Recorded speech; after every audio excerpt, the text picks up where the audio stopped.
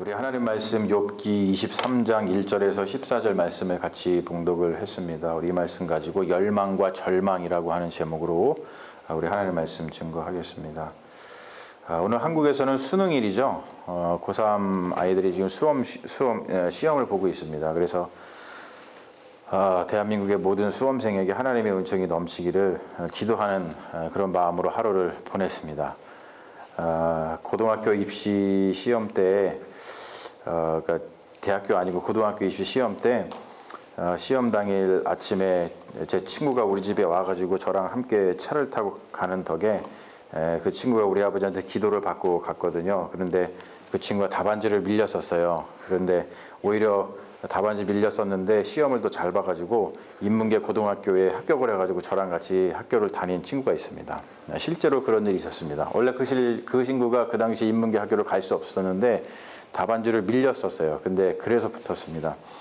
근데 그 이후에 저한테 와가지고 이런 얘기를 했어요. 기도받는데 엄청나게 신비한 느낌을 받았다는 거예요. 마음이 진짜 이상했대요. 그런데 그런 결과를 낳았다고 엄청 고마워하고 좋아했습니다. 종교적 체험은 굉장히 신비할 때가 참 많이 있죠. 오늘 페북에 보니까 딸이 수능을 보는 것에 대한 글을 올린 친구가 있어요. 제 초등학교 친구인데 친구가 있어가지고 제가 답을 달면서 이렇게 복을 빌어줬습니다. 찍은 거 다 맞아라. 이렇게 복을 빌어줬습니다. 그 친구도 아마 좋은 대학에 갈 거라고 생각합니다. 모두에게 좋은 결과 있기를 소망을 해요. 언제쯤 입시 지옥이라는 말이 없어질지 모르겠지만 모두가 그 지옥을 없애기 위해서 노력하는 그런 사회가 되었으면 좋겠다라는 생각을 합니다. 사실 우리 모두가 하나님의 은혜로 살면은 그 지옥이 없어질 텐데 우리가 다 자기의 노력으로 살고자 하기 때문에 그런 지옥에 살고 있는 것 같아요. 그래서 이런 기도밖에 안 나오더라고요. 주여 우리를 불쌍히 여겨 주시옵소서. 이런 기도가 저절로 나옵니다. 오늘 우리가 읽은 욥의 말씀, 욥은 아주 처절한 지옥을 경험하는 중이죠. 부인만 빼고 와이프만 빼고 삶의 모든 것이 하루아침에 송두리째 사라졌습니다. 그런데 부인이 죽지 않았다는 것은 욥이 모든 것을 다시 시작할 수 있는 축복이 남아있다는 것을 뜻하는 것 같아요. 제가 그거를 좀 생각을 했습니다. 왜냐하면 우리 이후에 보면은 욥이 하나님께 이제 복을 받아가지고 다시 회복해서 자식을 더 많이 낳아가지고 큰 복을 누리면서 살았다라고 기록을 하고 있죠. 그래서 그 스토리 가운데 다른 거 다 이렇게 망하고 죽었는데 이 와이프 부인이 살아있다라고 하는 것은 하나님께서 이게 붙들고 계시다 그런 의미가 아닌가 그런 생각을 해봤습니다. 그 애굽의 이야기 출애굽에 보면은 애굽 왕이 그러니까 바로 왕이 그 유대인들을 이제 없애려고 유대인들이 너무 강성해지니까 없애려고 행했던 것이 뭐냐면은 장자 그 남자를 죽이는 거죠. 장자가 아니라 처음에 남자를 죽이는 거였습니다.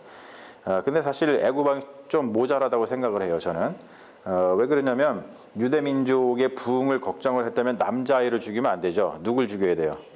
여자를 죽여야죠. 여자를. 근데 좀 그 애굽 왕이 좀 모자란 것 같아요. 예.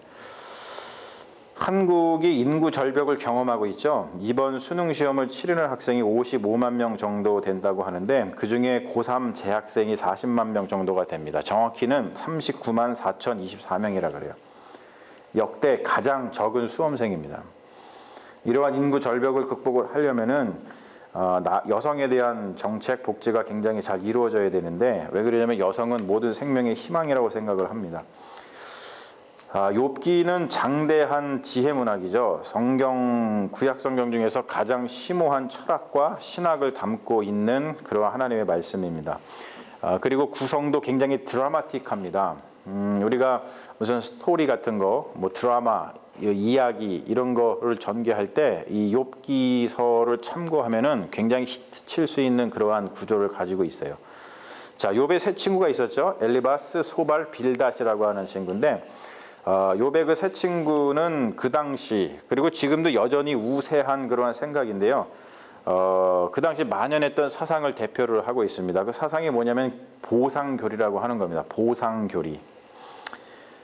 죄라고 하는 요소를 통해서 인간론을 생각하는 히브리인들의 사고가 가능한 이유는 뭐냐면 하나님이라고 하는 절대 진리가 존재하기 때문에 그렇습니다. 그래서 자신들에게 일어나고 있는 여러 가지 악한 일들은 모두 죄의 결과이고 하나님의 벌, 뭐 이렇게 생각을 했어요. 이와 대조적인 사고를 지닌 문명이 헬라 문명이죠. 우리가 그리스, 로마 신화 뭐 이런 걸 통해서 보듯이 거기에 보면은 헬라 문명은 인간하고 신이 한데 어우러져서 세상의 악을 구성을 합니다. 그리고 악과 맞서 싸우죠. 그리고 죄라고 하는 개념이 인간론을 구성하는 가장 중요한 요소로 자리 잡지 않아요.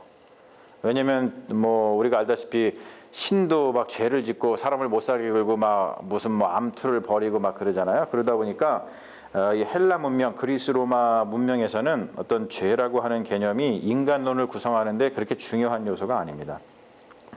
그들에게는 도덕적이고 절대적인 신이 존재하지 않기 때문에 그렇습니다. 근데 유대 히브리 사고에는 도덕적이고 절대적인 하나님, 여호와 하나님이 존재하죠. 굉장히 사고 구조가 다릅니다.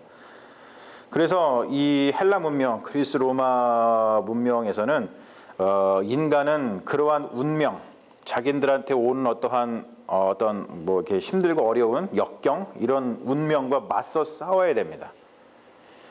그 운명을 극복하고 어떠한 신적인 경지에 오른 사람을 뭐라고 부르죠? 영웅이라고 부르는 거예요. 그래서 영웅. 그래서 이 영웅은 신의 질투를 받습니다. 그래서 인간은 거기서 이 그리스의 비극이라고 하죠. 비극이라는 게 바로 거기서 시작이 된다라고 이야기를 합니다. 이건 제 말이 아니라 그 프리드리히 니체가 통찰한 그러한 그리스 비극이라고 하는 그런 책에서 나오는 얘기입니다. 지금도 히브리인들의 사고방식하고 헬라인들의 사고방식은 우리 지금 살아가고 있는 지구인들의 사고방식 안에서 싸움을 벌이고 있어요. 그래서 절대적인 신 그리고 진리 그리고 어떤 죄라고 하는 개념 인간은 그럼 어떠한 인간인가 그런 가지고서는 계속 히브리적인 사고와 헬라적인 사고가 우리 안에서 계속 싸움을 벌이고 있죠. 그래서 히브리 사고는 굉장히 신을 중심으로다가 돌아가고 있고 헬라 문화는 굉장히 인간을 중심으로다가 돌아가고 있습니다.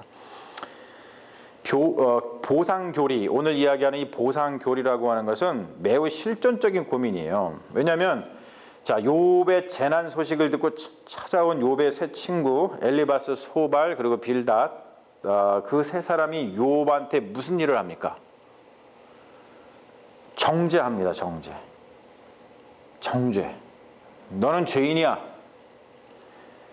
네가 이렇게 고통에 처하게 된 것은 네가 의롭지 못하고 네가 죄를 범했기 때문에 하나님께서 너한테 지금 이렇게 고통 가운데 있게 하시는 거야. 이게 보상교리입니다. 여러분 굉장히 설득력 있는 주장입니다. 우리가 그런 생각해요. 우리가 어려운 일을 당하면 나한테 이런 일이 왜 벌어지지? 내가 뭔가 잘못해서 그런가? 하나님 죄송합니다. 용서해 주세요. 내가 잘할게요. 우리가 이렇게 얘기를 하죠. 뭔가 우리가 잘하면 하나님이 복을 내려주고 우리가 잘못하면 하나님이 벌을 내려준다. 어떤 보상교리가 우리의 마음속에 우리의 삶 가운데 너무나 만연하게 지금 우리의 어떤 인생을 이렇게 딱 움켜쥐고 있습니다. 여러분 이러한 와중에 나오는 말씀이 바로 유명한 말씀이죠. 내 시작은 미약하였으나 내 나중은 심히 창대하리라. 이게 욥기서 8장 7절에 나오는 말씀입니다. 이 말씀은 욥이 한 게 아니에요. 욥의 친구 빌닷이 한 겁니다. 빌닷이 욥을 정죄하면서 너 죄인이야. 너가 회개하면 네가 너의 의롭지 못함을 인정하면 지금 네가 이렇게 미약한 존재지만 그러면 하나님께서 창대케 해주실 거야 라고 하는 빌닷의 정죄의 말씀입니다. 이게. 근데 여러분 우리는 이 말씀을 믿고 싶어 하죠.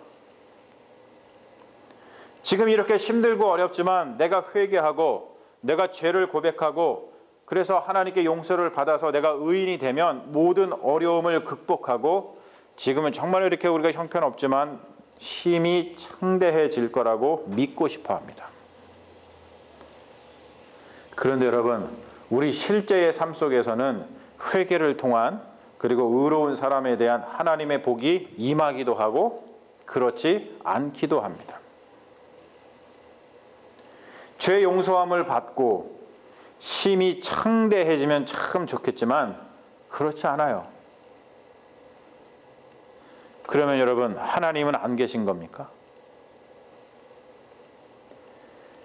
이러한 신앙의 갈등, 이러한 신앙의 아이러니, 이러한 신앙의 역설 등으로 인해서 우리가 참 많은 어려움을 겪습니다.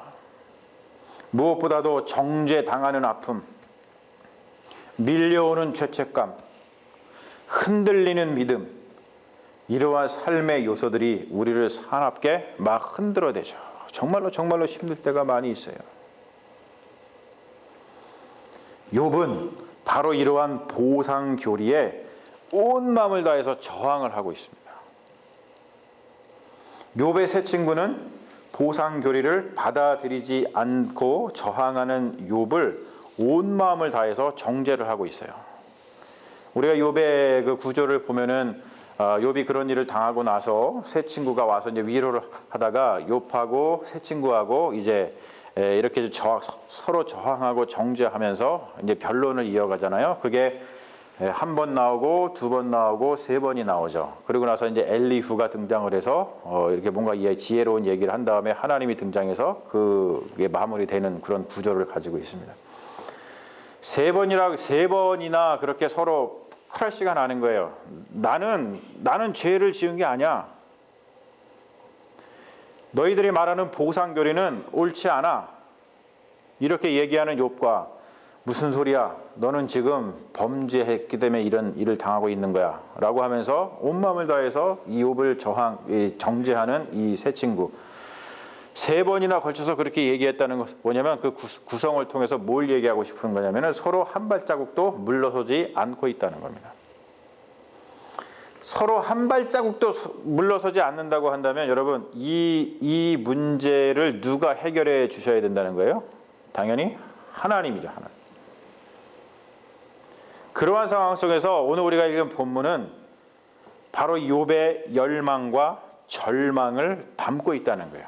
그래서 오늘 말씀 제목이 열망과 절망입니다. 자, 보십시오. 욥은 절망 속에 있어요. 무슨 절망이냐면 세 친구들에게 사납게 당하고 있는 정죄가 절망입니다. 너무나 절망스럽죠. 여러분, 사람은 죄 때문에 죽는 게 아니라 주변 사람들의 손가락질 때문에 죽습니다. 우리가 얼마나 자주 무의식적으로 자신의 손가락을 들어서 상대방을 이렇게 가리키고 있습니까? 여러분, 이거 하지 마세요. 그 행위가 우리가 이렇게 손가락을 들어서 너 지금 뭐 잘못한 거야. 이렇게 손가락질하는 사람을 절망으로 몰아놓는 이 행위가 사람의 생명을 앗아가는 것인지도 모르고 사람들의 손가락질을 너무나도 쉽게 합니다. 죄에 빠진 사람들에게 필요한 것은 손가락질이 아니라 따스한 마음이죠. 여러분, 내가 손가락질을 하지 않아도 죄는 그 속성상 심판을 이미 담고 있기 때문에 우리가 그 사람한테 그냥 이렇게 따뜻한 마음을 보여주기만 해도 괜찮습니다. 그런데 오늘 말씀에 보면 욥은 죄가 없어요. 욥기에서 보면은 욥은 죄가 없어요. 손가락질 당할 이유가 없다는 것이죠. 그런데 지금 손가락질을 당하고 있어요. 그래서 절망입니다. 그런데 욥은 그 절망 속에만 머물러 있지 않습니다. 욥은 절망 속에서 열망하고 있어요. 무엇을 열망하고 있습니까? 오늘 말씀 보면 무엇을 열망하고 있습니까? 하나님을 만나고 싶어하고 그리고 하나님과 대화하고 싶어합니다. 그리고 욥은 하나님의 선하심을 믿고 있고 하나님의 주권을 믿습니다. 인간의 어떤 행위가 하나님을 움직여서 복과 저주를 내리게 할 수 없다고 믿는 거예요. 왜? 하나님은 하나님이시니까. 우리가 지난번에 성경 공부할 때 좀 얘기했죠. 주권, 자유 뭐 이런 것에 대한 얘기. 욥은 하나님의 자유, 하나님의 주권 이것을 철저하게 고백을 하고 있습니다. 이러한 신앙의 고백이 절망 가운데 있는 욥의 열망이에요. 열망. 욥의 적절한 열망은 오늘 말씀 12절에 오롯이 담겨 있죠. 12절 말씀을 다시 한번 돌아가서 한번 봐주세요. 12절 말씀. 자, 같이 한번 읽어볼까요? 이게 욥의 처절한 열망입니다. 열망. 예. 절망 속에서 지금 욥이 잡고 있던 열망. 자, 한번 같이 봉독해보자. 시작. 내가 그의 입술의 명령을 어기지 아니하고 정한 음식보다 그의 입의 말씀을 귀히 여겼도다.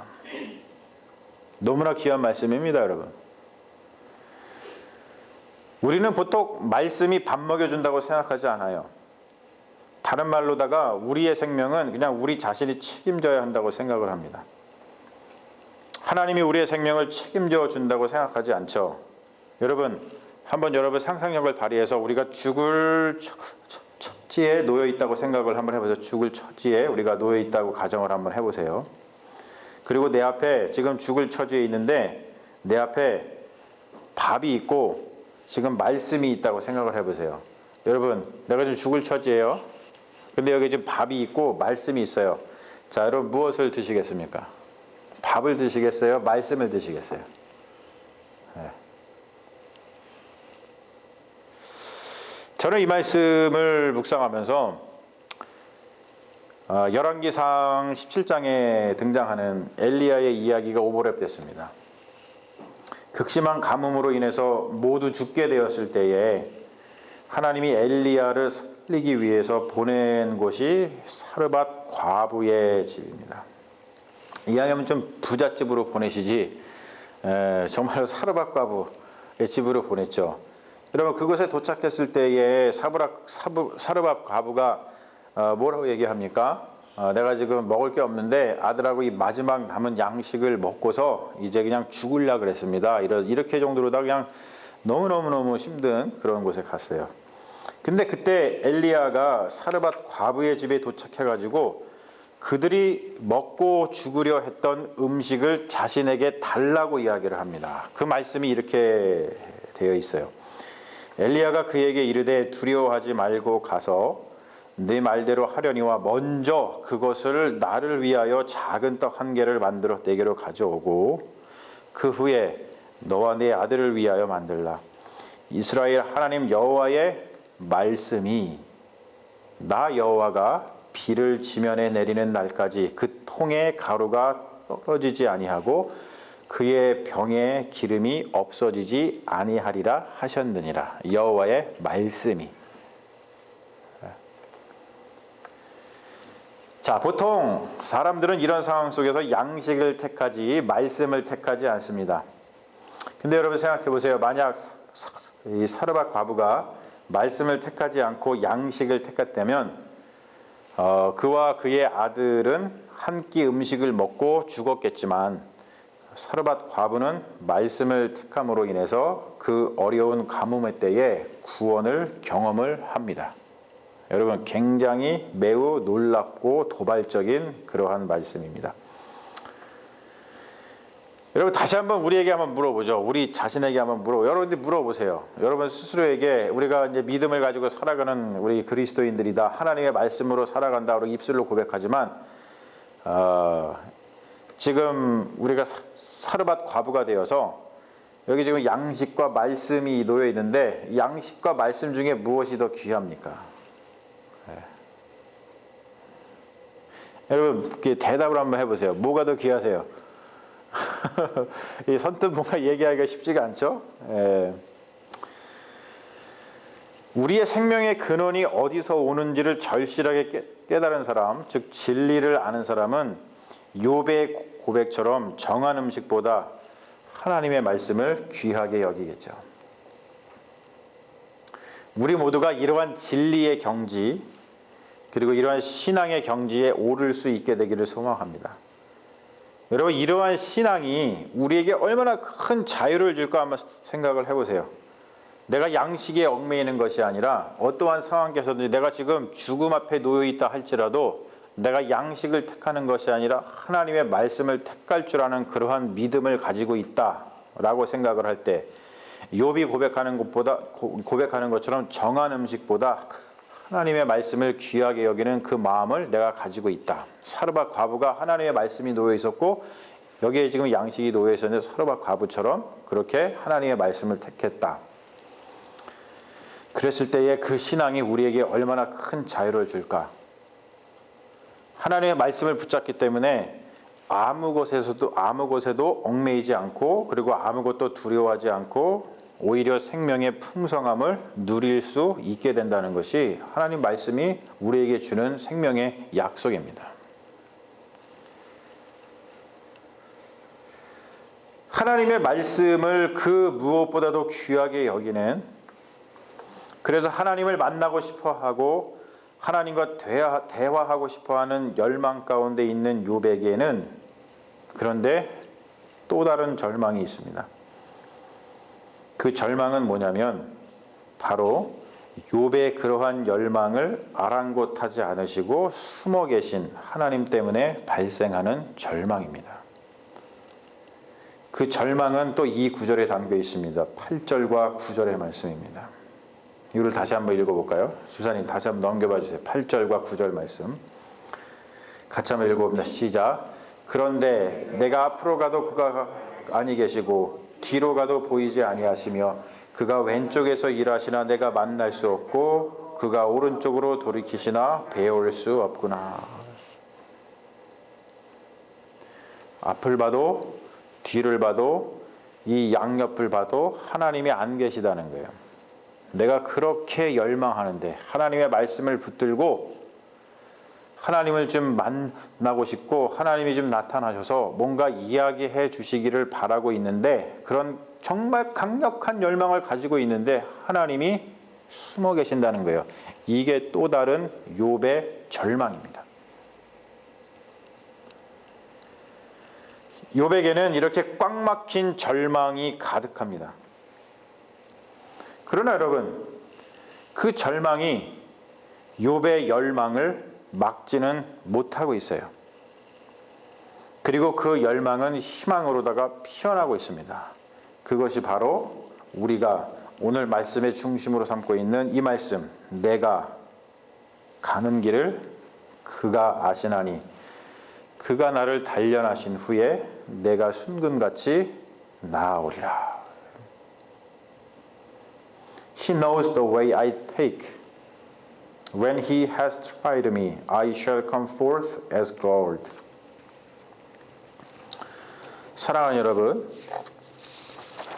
욥의 이야기에서 보는 것처럼 우리의 삶은 열망과 절망으로 가득 차 있습니다.